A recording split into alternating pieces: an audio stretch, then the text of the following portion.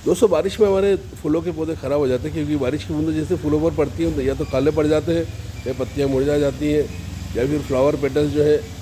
वो आधे निकल जाते हैं, आधे रह जाते हैं, तो बेकार लगते हैं। तो इसके लिए आप एक छोटा सा पॉली हाउस सेटअप अपने घर के अंदर ही बना सकते हैं, जो भले आसपास से खुला हो, लेकिन फूलों वाले सेक्शन के ऊपर आप पीवीसी शीट इस तरीके लगा सकते हैं। अल्ट्रावायलेट पीवीसी शीट है, जिस वजह से धूप छन छन कर आती है लेकिन पानी नहीं आता,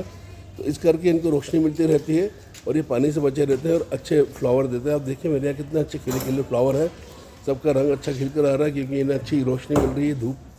छन छन कर मिलती है और पानी डायरेक्ट नहीं आता इनके ऊपर।